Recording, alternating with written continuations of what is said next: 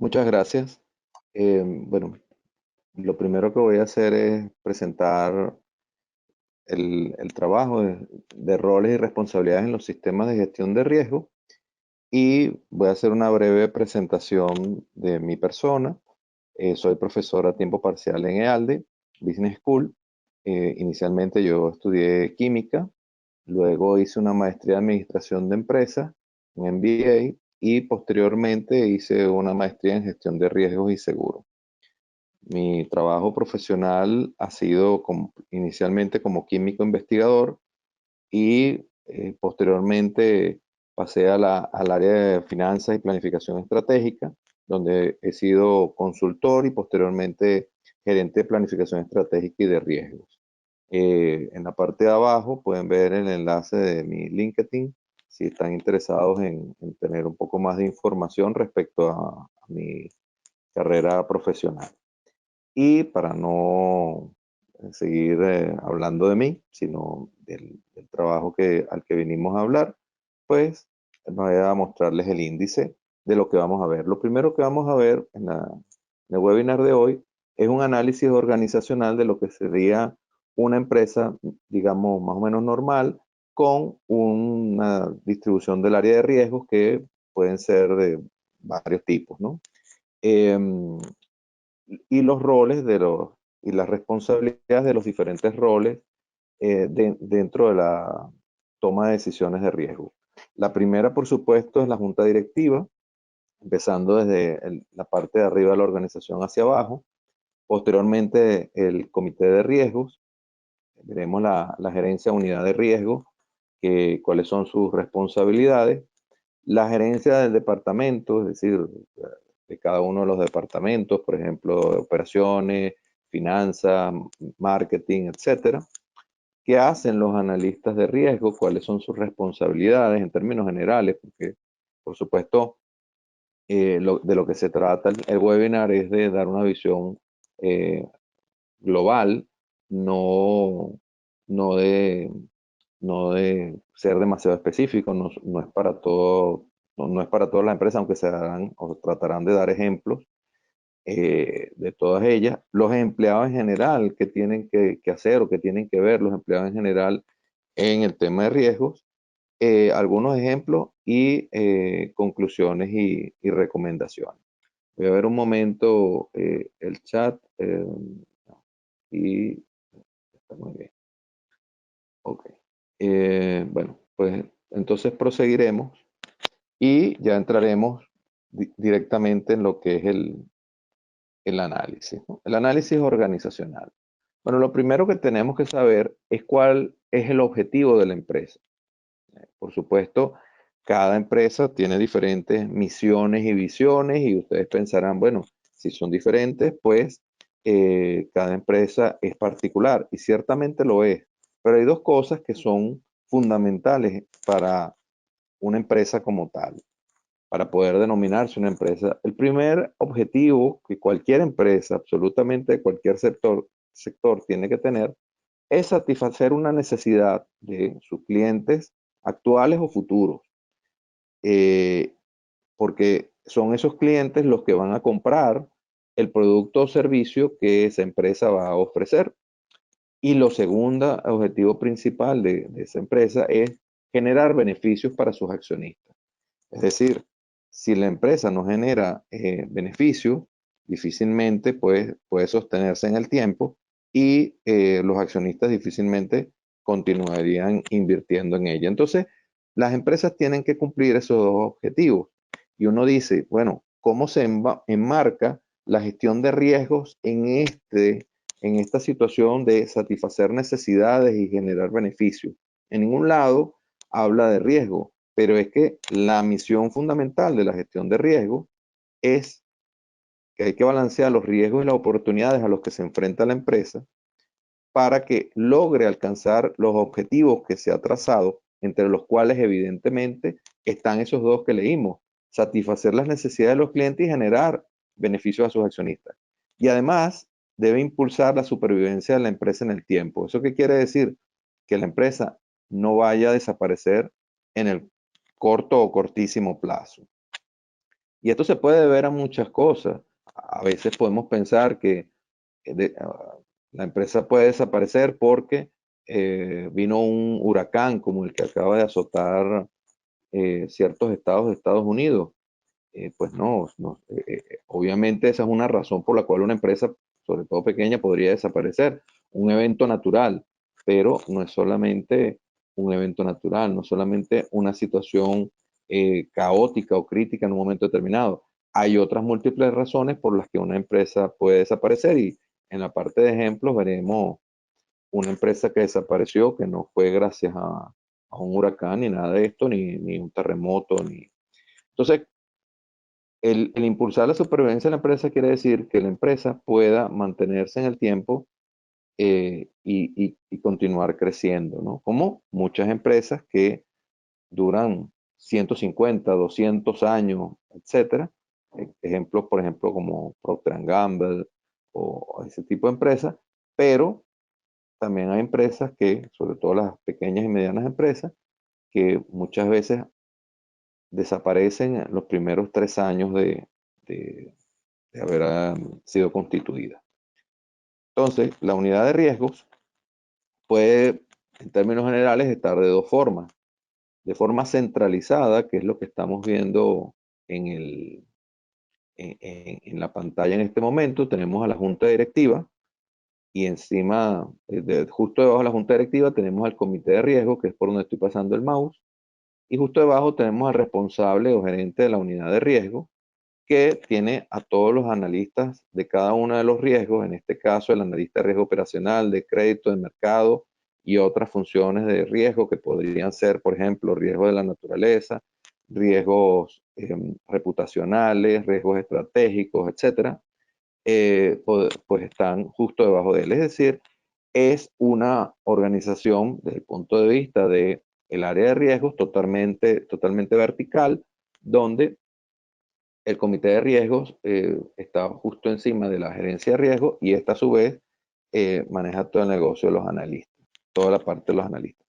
Tiene la ventaja de que todos van a tener pues unas guías y van a tener una mentalidad dirigida hacia el riesgo, pero la desventaja es que, como pueden observar, no están dentro de las unidades de negocio ni las unidades de apoyo. ¿Eso qué quiere decir? Que están más alejados de lo que es propiamente el negocio y a veces la respuesta a los riesgos que puede enfrentar el negocio puede ser un poco más lenta o incluso de una calidad a veces inferior. Entonces, ¿qué, qué debe hacer la, la empresa? Pues debe tratar de reducir esa brecha que hay aquí para poder implantar de forma rápida y eficiente las políticas de riesgo. Sin embargo, eso muchas veces es difícil porque la, las unidades de negocio ven a las personas que trabajan en riesgo como personas que no quieren que se haga negocio. Y eso más de uno lo habrá visto en su situación empresarial particular. Ahora tenemos, por otro lado, las unidades descentralizadas y en ellas tenemos el mismo comité de riesgo a la misma altura, justo debajo de la junta directiva. Debajo de ellas, el responsable de la unidad de riesgo, pero observamos que hay analistas de riesgo que dependen directamente de las unidades de negocio, interactúan con ellas. En este caso, el oficial o analista de riesgo de crédito y el de mercado dependen de las unidades de negocio y de apoyo. Y a su vez dependen del responsable de riesgo que se encuentra aquí. O sea que tienen dos jefes. Y eso es algo negativo porque si bien es cierto, la ventaja de la unidad de riesgo descentralizada es que tiene más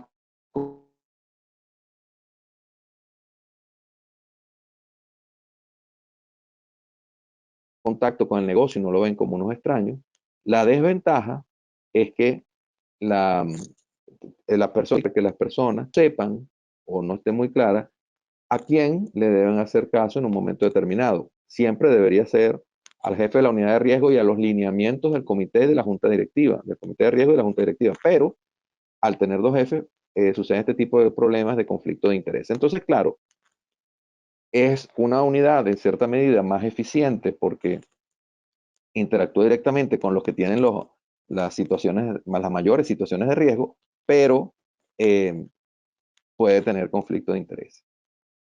Entonces, dicho esto, ya después que hemos analizado lo que puede o lo que puede no ocurrir durante dependiendo de cómo esté constituida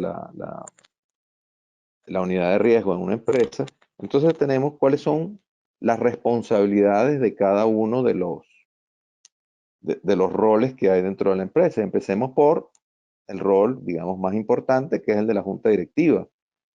Y la junta directiva, pues las responsabilidades de esa junta directiva es básicamente revisar y aprobar que, pues, evidentemente lo primero es la política de riesgo. ¿Hacia dónde quiere ir la empresa? ¿Cuál es su apetito al riesgo? ¿Qué cosas va a hacer y cuáles no? ¿Hacia dónde quiere ir? Evidentemente, una vez hecho esto, tiene que revisar los reportes de riesgo, a ver qué ha pasado o qué no, y también tiene que aprobar las transferencias de riesgo, porque no todos los riesgos se van a asumir, algunos serán cedidos de forma parcial, otros de forma total, y otros serán asumidos de forma completa por la empresa. Cualquiera de las opciones que se tomen para los diferentes riesgos implica unas decisiones al más alto nivel, porque después que se tomen, la empresa tendrá que asumir ciertos costes de forma inmediata, como serían el pago de pólizas de seguro para esa transferencia de riesgo, o la compra de productos derivados para la transferencia de esos riesgos, dependiendo de qué metodología se utilice, o el tener una empresa cautiva para la transferencia de riesgo, y también tomar decisiones estratégicas respecto a esos riesgos de toda la empresa. Al final, lo importante es entender que la junta directiva es siempre la responsable, la máxima responsable de todo el sistema de gestión de riesgo. Es decir, sobre ella recaen todas las decisiones importantes y todo lo que ocurra tendrá que ver con lo que haga la junta directiva. Y es importante que los incentivos estén claros. Luego, otro rol, que es el siguiente en la estructura de la organización, es el comité de riesgo. ¿Y cuáles son las responsabilidades de ese comité de riesgo? Pues tiene más responsabilidades, como que son establecer esa política. Ellos son los que, junto con la unidad de riesgo, construyen la política de riesgo que al final será revisada y aprobada o modificada por la junta directiva. Tienen que hacer el seguimiento en tiempo real de los riesgos más importantes de la empresa, que por supuesto, dependiendo de la empresa, serán diferentes los riesgos, por lo menos en un banco. Uno de los riesgos que hay que seguir en tiempo real es el riesgo de tesorería. La tesorería, el manejo de la tesorería de un banco es muy, muy importante. Entonces, ese tipo de riesgo hay que hacerle un seguimiento estricto.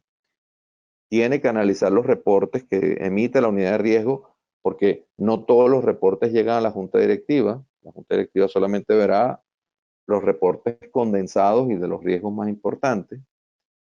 Además, este comité de riesgo debe asesorar a la junta directiva en la toma de decisiones estratégicas, porque aunque la junta directiva es la que toma las decisiones, el comité de riesgo es el que la asesora, y muchas veces el comité de riesgo tiene, algunos de sus integrantes pertenecen también a la junta directiva. Y adicionalmente debe solicitar y estar al tanto del desarrollo de un plan de continuidad del negocio, porque cuando ocurra un evento que pueda dejar a la empresa sin alguna actividad productiva, sin alguna actividad importante, pues se debe poder continuar con el negocio de alguna forma y debe haber ese plan de continuidad de negocio. Entonces, estas son las responsabilidades fundamentales del comité de riesgo que, como vimos, en la estructura está justo debajo de la junta directiva y está más metido en el trabajo de la parte de riesgo, pero no tanto como la gerencia de riesgo que veremos ahora, que es la que evidentemente es la que tiene más responsabilidades porque es su trabajo. es lo que tiene que hacer la gerencia de riesgo. Lo primero es que, bueno, tiene que llevar adelante la gestión de riesgo bajo los parámetros y la política aprobada por el comité de riesgo y la junta directiva, como hablamos antes. Es decir, el gerente de riesgo debe esforzarse por llevar a cumplimiento todos los parámetros y toda esa política para hacer que justamente la empresa pueda cumplir sus objetivos de satisfacer a los clientes y de lograr beneficios con un riesgo controlado, manteniendo ese apetito al riesgo. Luego hay que hacerlo el seguimiento de los indicadores de riesgo para poder construir los informes que después emitirá y tomar acciones en caso de ser necesario. Desarrollar y actualizar las políticas de gestión de riesgo, porque recordemos que las políticas deben ser dinámicas, las políticas no pueden ser un papel escrito que lo reviso dentro de 20 años de nuevo, no, las políticas hay que entender que si los riesgos cambian, las políticas puede ser que tengan que cambiar, y eso es importante. Hay que informar periódicamente del cumplimiento de los objetivos, porque hay que entender que las decisiones no las toma la gerencia de riesgo, sino que las toman niveles superiores. En función de la evolución de los riesgos y en función de las medidas de control, hay que diseñar estrategias de gestión de esos riesgos, revisar periódicamente las exposiciones a riesgo de los clientes, proveedores, de los sectores económicos, las geográficas, de los tipos de riesgo, etcétera. ¿Por qué? Porque si nosotros, por ejemplo, vendemos a crédito a nuestros clientes, ¿verdad? Entonces, si los clientes empiezan a tener un problema de flujo de caja, un problema financiero, o nuestros proveedores empiezan a tener problemas con sus materias primas, eso nos va a afectar a nosotros. Y si nos va a afectar, quizás debemos evaluar la posibilidad de tener otros proveedores o también de tener otros clientes. Si vemos que nuestro sector económico, en donde se desenvuelve nuestra empresa, puede verse afectado por algún factor externo, pues ver qué podemos hacer para evitar que nos afecte. O si hay un área geográfica que se ve afectada por algún tipo de situación y nosotros podemos actuar sobre ello o podemos salirnos de esa área geográfica, pues también debemos evaluarlo. Y obviamente sobre los tipos de riesgo, que no todos son igual de importantes todo el tiempo.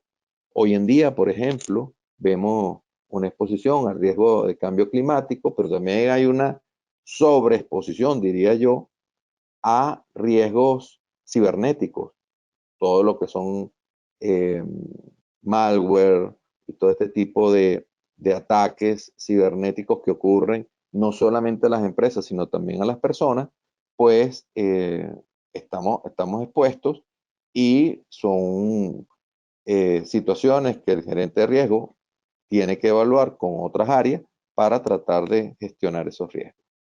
Luego, pues también debe probar la efectividad de los controles de los riesgos, porque esos controles a lo mejor en un momento determinado eran lo mejor y hoy en día ya no funcionan de forma adecuada.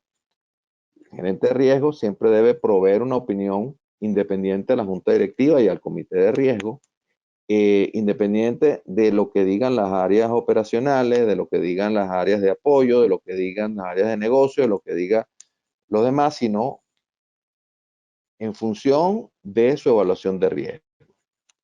También otra responsabilidad es esforzarse en implantar la cultura de riesgo en la empresa para que todas las personas que trabajan en la empresa lo hagan en función de una política de riesgo y desarrollar el plan de continuidad de negocio que mencionábamos antes, además de probar que funciona.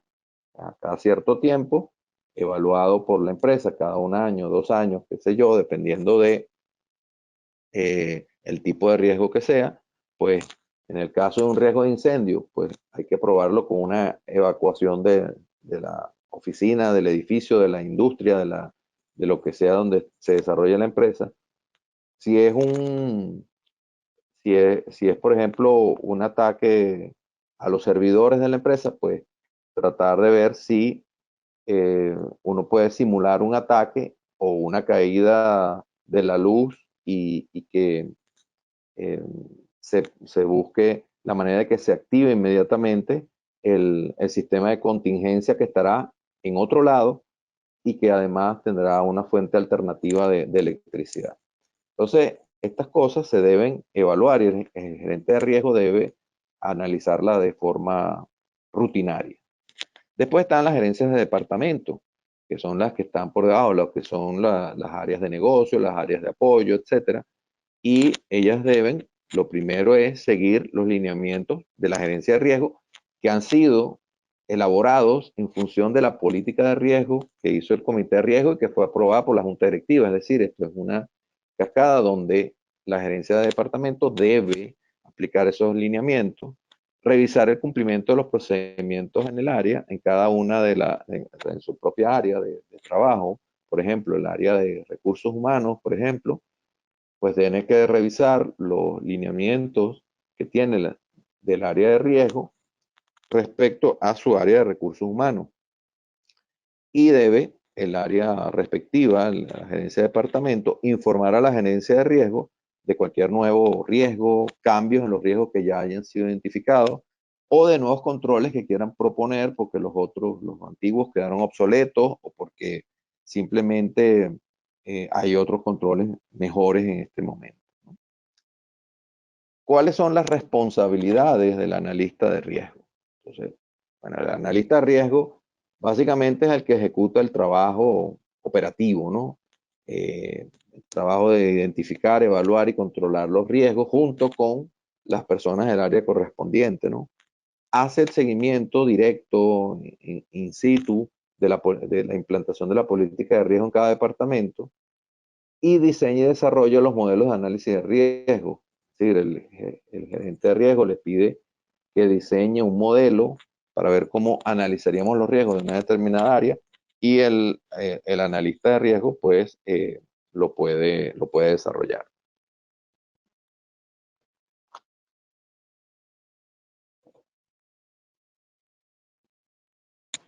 A ver, los empleados, ¿no? Los empleados, o sea, que no son propiamente el área de riesgo, no están directamente involucrados en el área de riesgo, pues los empleados tienen que, lo primero, cumplir con las políticas y procedimientos de la empresa. Por ejemplo, un empleado que trabaje en un área, una planta de producción, en la línea de producción, si tiene que utilizar botas de seguridad, no puede ser que se aparezca en la línea de producción sin sus botas de seguridad.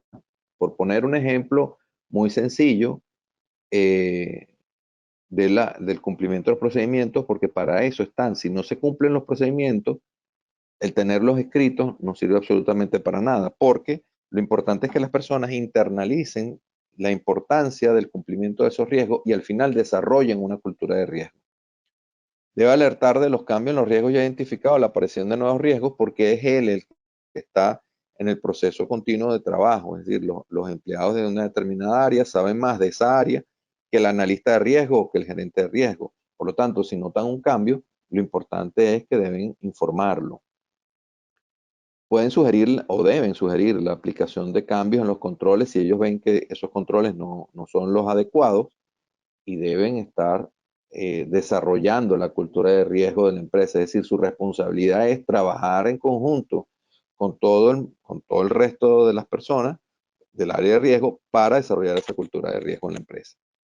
Ahora, vamos a dar algunos ejemplos de cuando no se hizo, o las personas no hicieron esto, y qué fue lo que ocurrió, ¿no? Y voy a dar ejemplos bien sencillos, más o menos conocidos, para que todos veamos la importancia de hacer y de visualizar el tema de los riesgos y entenderlo como un efecto cascada de una política que al final permite que las empresas se mantengan. Empecemos con un caso muy conocido, el caso llamado Dieselgate de la empresa Volkswagen. Ese caso, para los que no lo sepan, un recuento rápido, se debió a que Volkswagen introdujo un software en, en sus coches para simular que, que el, que el motor de combustión interna, diésel, era cumplía con las especificaciones de contaminación de Estados Unidos. Y lo que ocurría es que ciertamente no cumplía con esas especificaciones, pero el software hacía que las revoluciones del, del motor bajaran cuando sabía que había o el motor estaba en una prueba. Y después de años haciendo un trabajo ocultando pues la realidad, detectaron una empresa, detectó que, la, que los motores de Volkswagen emitían mucho más elementos contaminantes de los que decían, y por lo tanto, cuando se hizo público, pues generó los impactos que estamos viendo.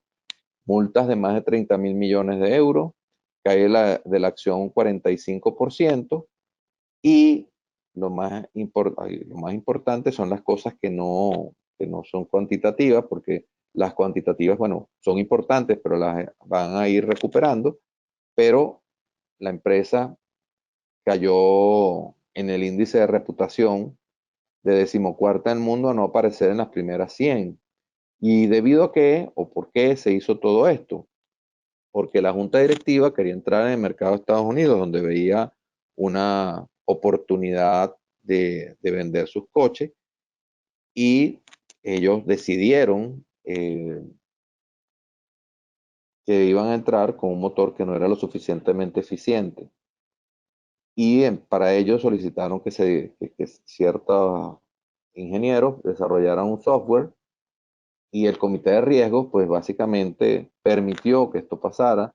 No había también dentro de la empresa Volkswagen, a pesar de el tamaño que tenía y de tener cantidades de normas y la, la metodología de 3 líneas de defensa y todo esto, no había un canal de denuncia dentro de la organización que fuera totalmente confidencial, que muchas empresas de hecho lo externalizan para evitar eh, que la denuncia, el empleado sea perseguido. Y entonces, pues cuando estalló este problema, pues ya sabemos, hay incluso personas detenidas, la empresa, como ya dije, demandada, etcétera. ¿Cuál fue la ganancia? Bueno, si uno hace un análisis coste-beneficio, lo que ganaron durante los 10, 8 años que estuvieron haciendo trampa, es mucho menos del coste que después les salió, ¿no? El riesgo que asumieron fue extremadamente alto para obtener un beneficio a corto plazo. Y eso involucró, evidentemente, a la junta directiva, al comité de riesgo y, como digo, a algunos empleados. Entonces, ahí tenemos parte de lo que acabamos de ver antes, de roles que se involucraron y tienen responsabilidad en esto. Tenemos, bueno, el caso súper conocido de la quiebra de Lehman Brothers en el año 2008, que conllevó a la crisis financiera que fue, de hecho, fue mundial. Y en el caso de Lehman Brothers, pues eh, ellos observemos que tenían un apetito al riesgo. Aquí dice billones de dólares, ¿no? Billones en Estados Unidos es miles de millones en español. Es decir, aquí tenía un apetito al riesgo de 1.500 millones en esos productos derivados. Y como pueden ver, que esta línea punteada, esto estuvo más o menos hasta junio del 2006, eso estuvo así, o sea, durante año y medio, desde diciembre de 2004 hasta junio de 2006, eso se mantuvo.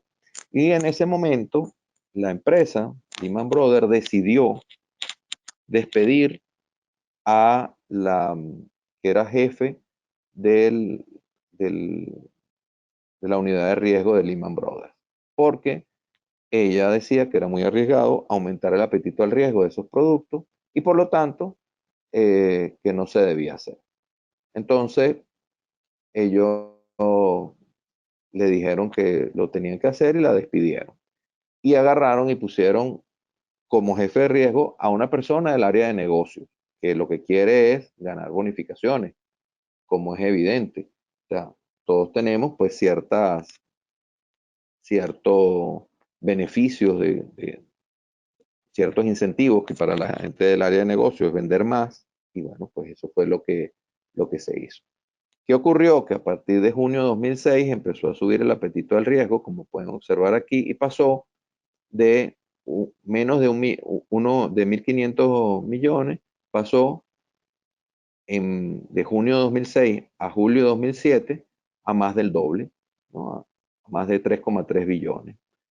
Y lo que ocurrió, para los que no lo saben, es que esos, esos productos derivados que se vendieron eh, eran productos derivados de hipotecas que se llamaban subprime porque eran otorgadas a personas que tenían bajos ingresos y que no podían pagar la hipoteca, pero los bancos le otorgaban la hipoteca porque los bancos pensaban que los precios de la vivienda siempre iba a subir y si siempre subía y la persona compraba una vivienda en 100 o 100.000 dólares, digamos, y dentro de un año ya no la podía pagar, pues no importaba porque la empresa dentro de un año el precio iba a ser 120.000. Entonces, ¿cuál era el problema? Se la quitabas a la persona y la volvías a vender.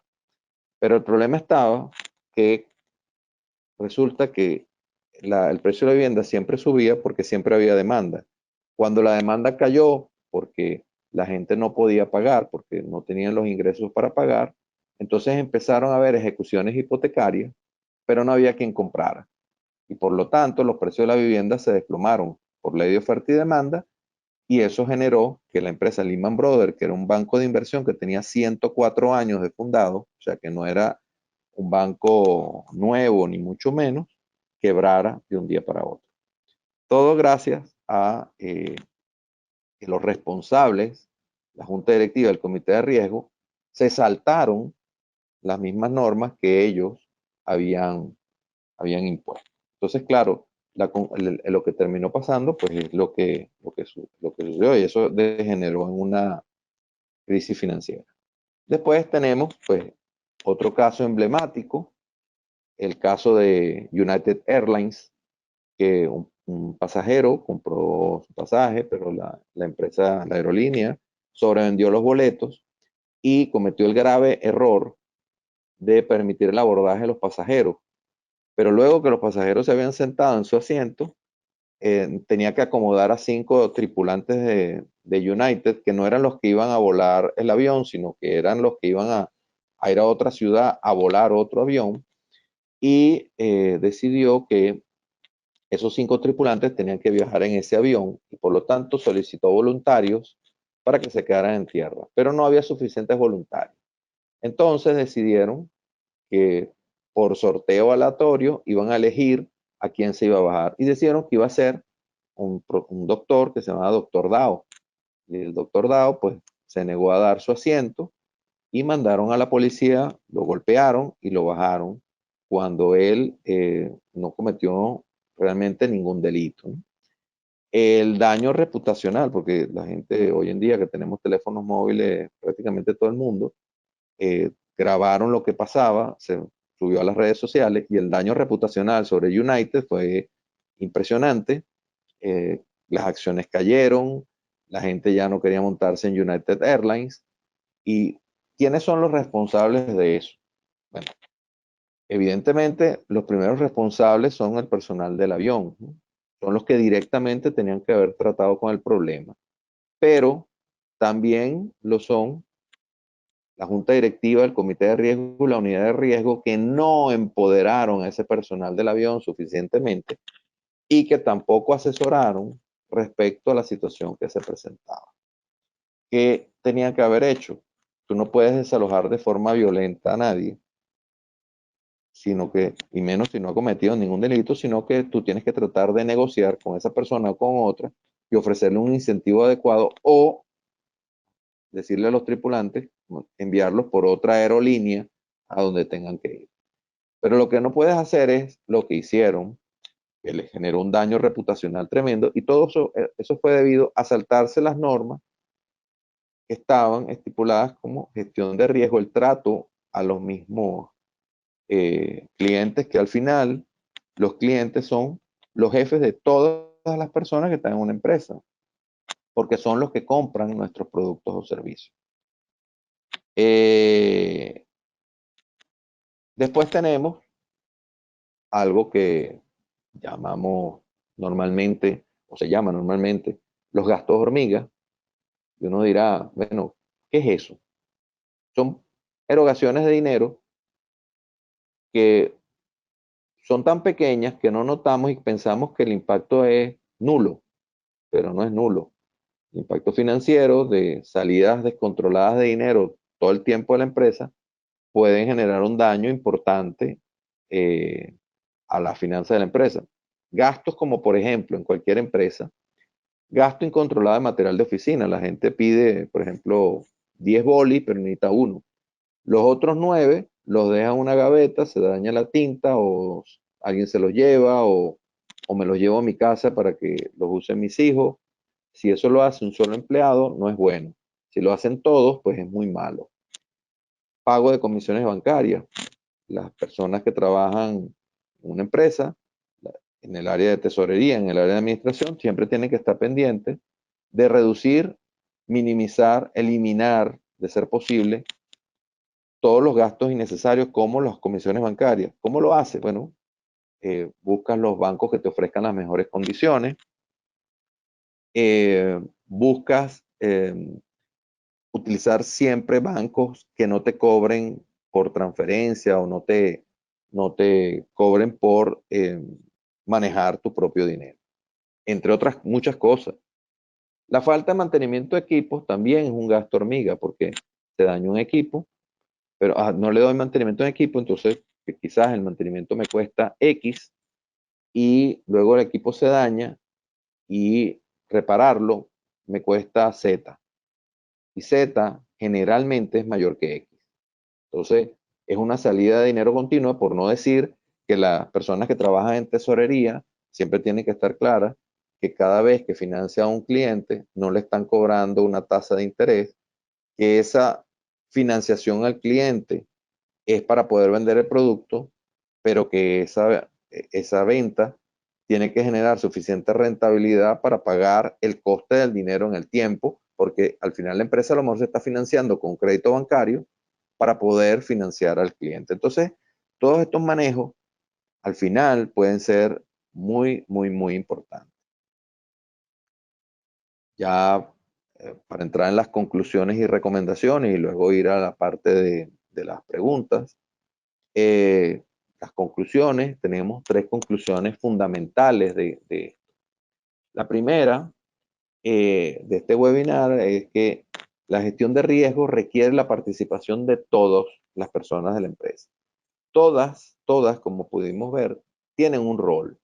Uno pensará que a lo mejor el rol de los empleados que no están directamente ligados a los riesgos es menor, y eso no es verdad, porque son los que hacen el trabajo diario, son los que venden, son los que producen el producto en la empresa o prestan el servicio. Entonces, ellos eh, tienen que estar altamente involucrados en que los riesgos sean los menores. Si es una empresa de distribución, el transportar un producto de un sitio A a un sitio B implica un riesgo de transporte, de choque, de lo que sea que puede ocurrir, que puede haber daños sobre las personas, sobre el medio de transporte, sobre el material que se está transportando, etc. Los máximos responsables de la gestión de riesgo siempre son y serán los miembros de la junta directiva, siempre. Y no se nos debe olvidar que la misión fundamental de la gestión de riesgos es balancear los riesgos y oportunidades que presentan y que impactan el retorno de la inversión, porque los inversionistas, los accionistas, invierten su dinero para recuperarlo con una tasa de interés adicional. También el crecimiento de la empresa, porque la empresa puede crecer muy rápido a lo mejor si no tomamos en cuenta los riesgos, pero después crece muy rápido como le pasó a Lehman Brothers y luego quiebra. Y como dije, la supervivencia de la empresa, con una empresa como Lehman Brothers de 104 años y de casos como esos no es el único. También está el caso del Banco Barings, por poner ejemplos bancarios, pueden quebrar después de muchísimos años de haber estado funcionando. Bueno, y les dejo una bibliografía, pues, un poco, no demasiado extensa como para que tengan una idea. Y bueno, vamos a entrar ya en la parte de las preguntas. Aquí, muy bien. Bueno, aquí me preguntan, a ver, bueno, voy a empezar desde los de arriba. Eh, no veo aquí el área de riesgo reputacional, el área oficial de riesgo de mercado. Está contemplada el de liquidez. A ver, el riesgo reputacional, normalmente los riesgos reputacionales, estratégicos, el riesgo de la naturaleza los maneja una sola persona. Ciertamente no está en la lámina, pero normalmente sí están. Depende del tamaño de la empresa también, ¿no? ¿Cuál es el orden jerárquico de la unidad de riesgo? He escuchado que existen gerentes de riesgo, oficial de riesgo, analista de riesgo, asistente. Bueno, el oficial de riesgo es lo mismo que analista de riesgo y el orden es, pues, el gerente de riesgo y el analista de riesgo. Por encima de ellos está el comité de riesgo y luego la junta directiva, ¿no? Eh, la unidad de riesgo debe considerarse como una unidad de control o de apoyo. Yo creo que es una unidad de control. Controla, de hecho, los riesgos de la empresa. Otra pregunta de Jacqueline. ¿Cómo la unidad de riesgo puede apoyar a los negocios? Porque la unidad de riesgo lo que va a permitir es hacer los negocios que le permiten a la empresa mantener el perfil de riesgo que busca y no ir a un riesgo mucho mayor del que tiene. Es decir, obtener una rentabilidad hoy, como le pasó a Lehman Brothers, que ganó mucho dinero durante ese año, para después quebrar, creo que es un mal negocio. Sin embargo, si hacemos negocios dentro de los parámetros de riesgo que hemos estipulado, es el negocio correcto que debemos hacer. Una pregunta de Víctor Sandoval. ¿El responsable de la unidad de riesgo tiene voz y voto en los comités de crédito? Bueno, debería tenerlo. En los bancos debería tenerlo.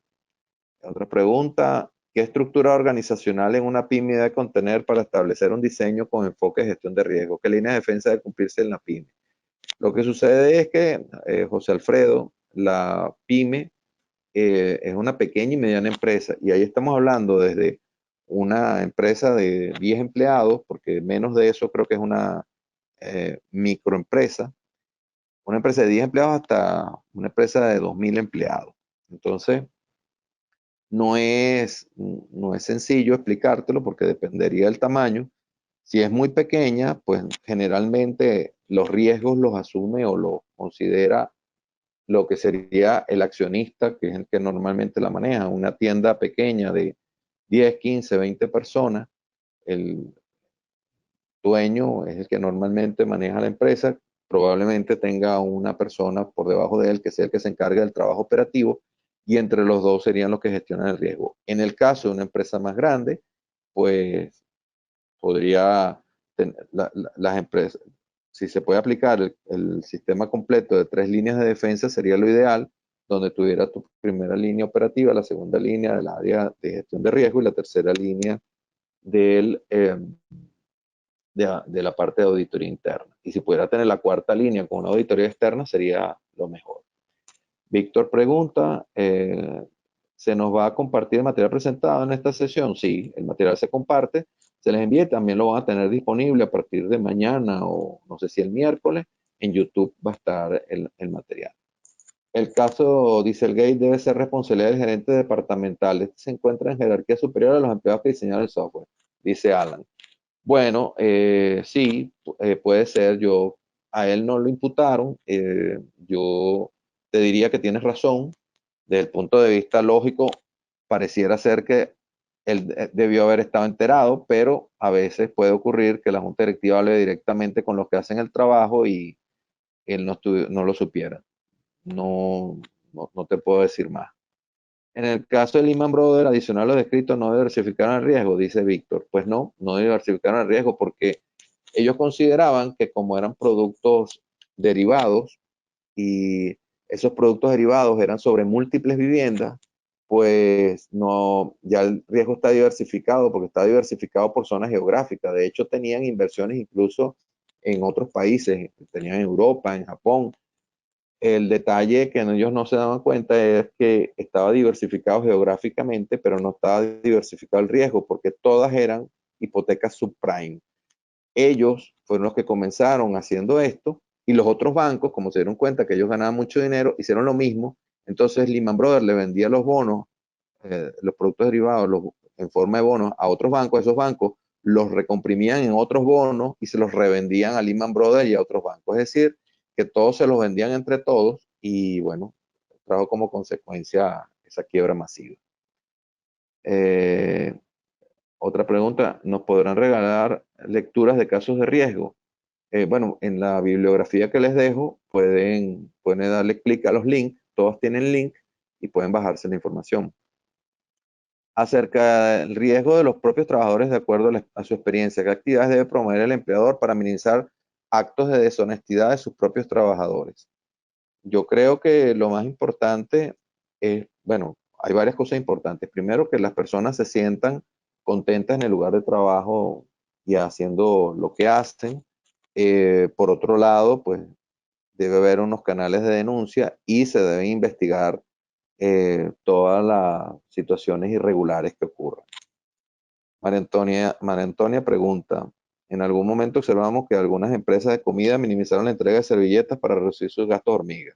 Sí, algunas empresas lo hacen, reducen, otras empresas que se dan cuenta que la gente bota la mitad de la comida que le sirven, pues reducen los platos y también eso evidentemente les permite aumentar sus ganancias.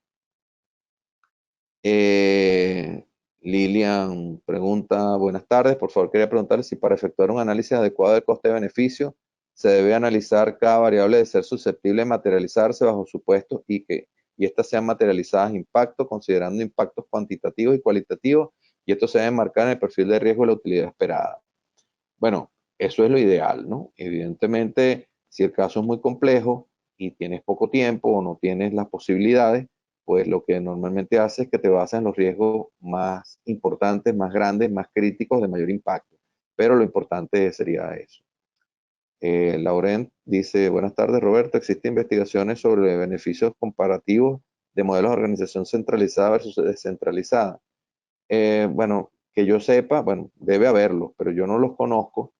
Hay organizaciones que funcionan mejor desde el punto de vista centralizado, otras descentralizado.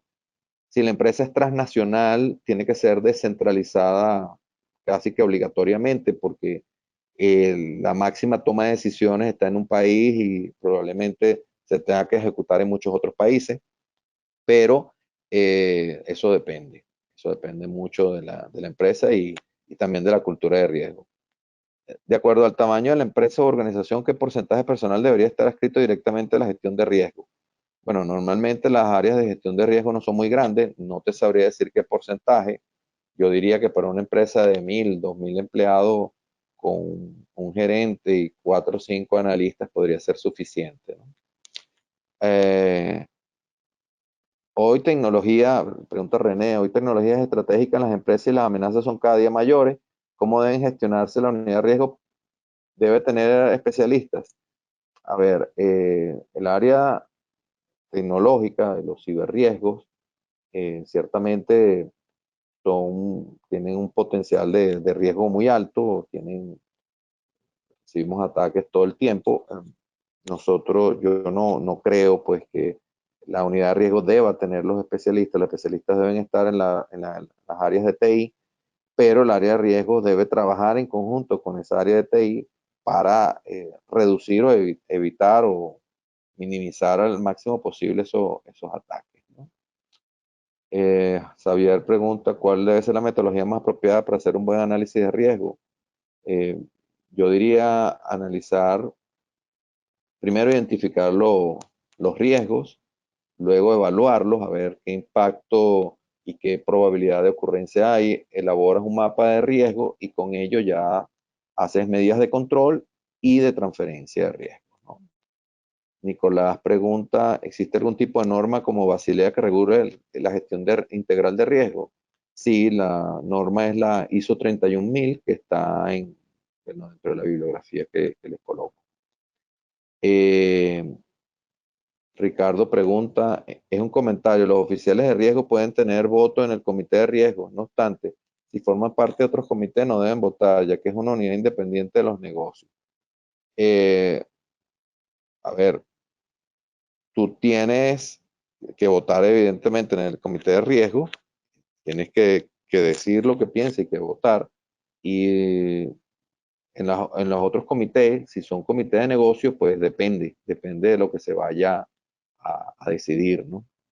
María Antonia pregunta, ¿hay alguna normativa de riesgo que aplique a pymes o pequeñas empresas? Eh, la normativa de riesgo sería la misma, la ISO 31000, ¿no? Mabel dice, muchas gracias, excelente explicación y queda todo muy claro y detallado. Me alegro. Sergio pregunta, en caso de plantas industriales, ¿la gerencia de riesgo es independiente de la gerencia de seguridad industrial y medio ambiente? En algunos casos sí, en otros no. Yo creo que deberían estar en conjunto, pero eso también depende del tipo de empresa y lo que la empresa considere que cómo debe manejarlo. Marcos dice, el riesgo de los clientes siempre estará presente. Además del formato del perfil del cliente, ¿qué otra herramienta puede ser útil para conocerlo aún más? Bueno, yo creo que el perfil del cliente, si estamos hablando de temas financieros, pues el perfil del cliente es importante, pero no es solamente el perfil del cliente, también es importante entender cuáles son sus necesidades, porque hay que satisfacer esas necesidades para que el cliente se sienta a gusto con la empresa, ¿no? Samuel dice, ¿la junta directiva tiene igual responsabilidad que el analista de riesgo? No. La junta directiva tiene toda la responsabilidad del analista de riesgo, pues es un analista y obviamente él está en la parte de abajo de la pirámide, él es el que tiene menos responsabilidad. Los riesgos de prevención de legitimación de capitales, creo, deben evaluarse por el gerente de cumplimiento o el gerente de riesgo. Yo diría que es el gerente de riesgo, porque el gerente de cumplimiento es el que dice que se debe cumplir en función a una norma que existe. Sin embargo, la gerencia de riesgo puede considerar que la norma no es lo suficientemente estricta y hacerla más estricta para el banco o la institución financiera para la que trabaja. Harold pregunta, ¿sirve el solicitar a los proveedores declaraciones juradas para prever determinados riesgos? Sirve, sobre todo porque la persona, bueno, si te miente, que evidentemente lo puede hacer, pero tú por lo menos tendrás una prueba de que te mintió. Esto no sé, dependiendo del país que sea, tendrá una cierta importancia jurídica o no, pero bueno. ¿Cada qué tiempo los riesgos deben ser revisados y modificados? Depende del riesgo, Edith. Puede ser eh, mensualmente, trimestralmente, anualmente, depende de la velocidad con la que ese riesgo cambie. Por ejemplo, las tasas de interés, ahorita dice que van a subir, pues deberíamos uno estar pendiente de eso, no sé, toda la semana. Mireya pregunta, en la gestión de riesgos, ¿qué tan importante es informar periódicamente los objetivos? Si no tienes claro los objetivos, no los puedes cumplir, o sea que es importantísimo. Víctor dice, en las unidades de riesgo deben estar adaptadas las normas de Basilea 1, 2 y 3. Sí, claro, por supuesto que tienen que estar adaptados, por supuesto que sí. Bueno, las otras personas dicen, gracias, no tengo más preguntas. Y bueno, yo realmente me alegra que a todos ustedes les haya gustado. Espero pues poder vernos en una siguiente oportunidad. Bueno, aquí hay una última pregunta de John que dice, el análisis de riesgo tiene que ver directamente con la auditoría financiera y con la auditoría forense. El análisis de riesgo es previo a la auditoría financiera y la auditoría forense. La auditoría financiera y la forense ocurre después. Y forense es de post-mortem, ¿no? El análisis de riesgo es pre-mortem, porque es para que no nos muramos. Si ocurre después, ya estamos muertos. Y ahí ya conocer las razones es importante, pero es mejor hacerlo antes. Y la última ya, Emilce dice que tan funcional es tener una unidad central de riesgo. Lo menciono por el expertise, los financieros, los de corrupción se pueden unificar en una unidad. Mira, eso depende del área, pero a muchas empresas les sale muy bien, muy rentable. Bueno, muchísimas gracias a todos por haber participado en este webinar y bueno, los dejo hasta una próxima oportunidad a todos. Muchísimas gracias y bueno, voy a cerrar la sesión.